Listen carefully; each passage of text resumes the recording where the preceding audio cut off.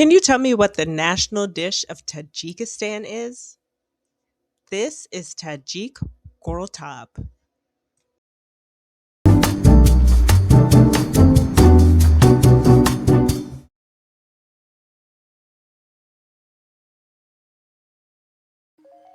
Salam and welcome back to the channel. Mankisha Hastam, and here we are learning Farsi through food. And today I want to turn our sights to another country where Farsi is spoken, and that is Tajikistan. Many people may not know this, but Tajik and Farsi are virtually the same language. They're just named differently.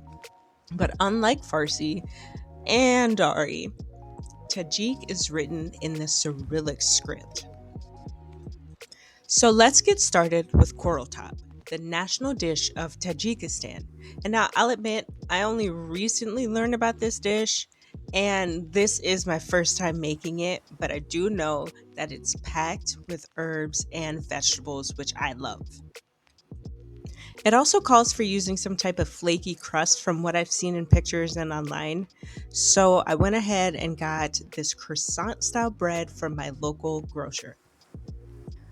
I'll start by thinly slicing an onion or pear, and this dish calls for red onion, so I just did about 3 slices because red onion can be very overpowering in fresh herb and vegetable dishes. Cut those in half and then moved on to the tomatoes or goje farangi. And even though korotab is a Tajik dish and some of the vocabulary differs between Farsi and Tajik, for learning purposes, I'm sticking with Farsi vocabulary and the Perso-Arabic script for now. I personally can't read the Cyrillic script that Tajik is written in, and I am a bit more focused on learning Farsi. So, as much as I appreciate this dish and think it's absolutely delicious, I am going to stick with learning the Iranian version of the Farsi language. Now that the goje farangi have been chopped, it's time to move on to the kier or cucumber. And for this, I chopped 2 cucumbers or do kiar.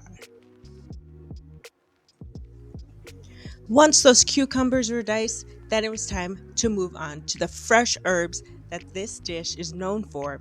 And some of the herbs I used aren't necessarily the traditional herbs that are used in this dish, but I had to go with what is available. So I added jafari or parsley and geshnis or cilantro.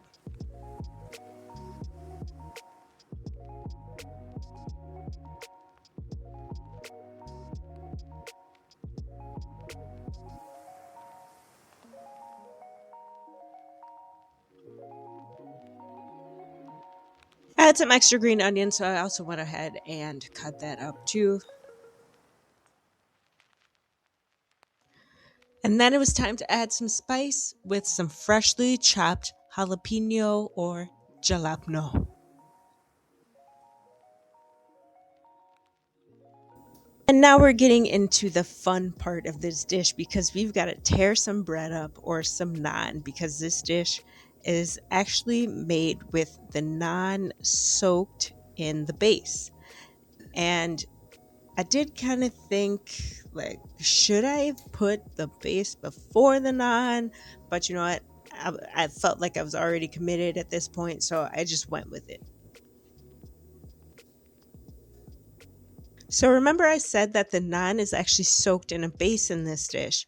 And it looks like, from what I could tell, it looks like the naan is soaked in a type of yogurt maybe. And hot water is actually added to the yogurt. It's these little balls, and the hot water kind of melts everything down. And that is what the naan is soaked in. I was not able to find these little balls. They could also be cheese. I wasn't sure if they were cheese or yogurt. So I went with Greek yogurt, and I'm going to add boiling hot water to the yogurt and let the naan soak in that. And we'll see how that goes. I'll admit that I was questioning my decision at this point, but I, I was also curious to see how this dish would turn out. And here's to hoping that I am on track with this. I did start to question if what I was doing was right, but I went ahead with it anyway. And from what I've seen online, boiling hot water is poured on top of the bread and yogurt mixture. I worked the water or ab into the yogurt and bread mixture, and I was just really curious at this point because I don't typically eat dishes that have soggy bread or soggy bread at all. But like I said, I was really curious to see how this would turn out.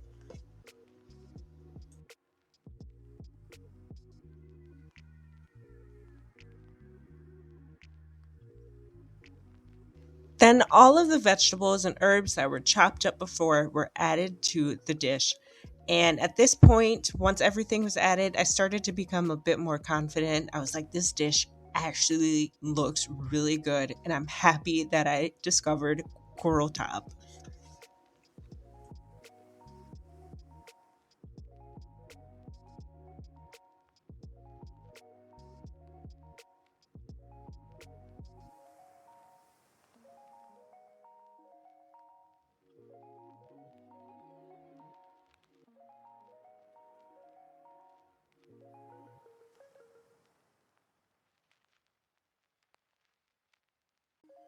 So this is actually a dish that has meat or gusht.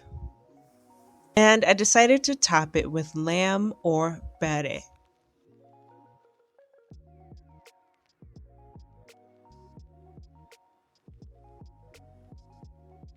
And my spice choices may not have been very traditional to this dish, but I went with what I had and what I thought would be good. So that included salt and pepper or namak vafafel and Mrs. Dash, which is probably not available in Tajikistan, but I'm not entirely sure. But it added a really nice touch to the dish.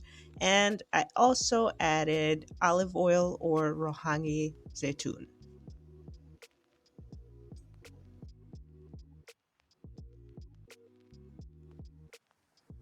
And with that, I was done. And I would say I think this dish looks all right. I was really excited to try it. So let's see how that goes.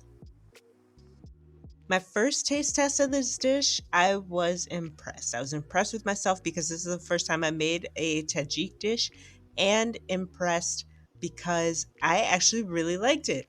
I like that Tajik food and also Persian food and Afghan food tends to include a lot of fresh herbs and vegetables. And this was a great way to learn more about a country where Farsi is spoken, even though it is called Tajik. I'm going to keep eating, but in the meantime, let's wrap up the vocab.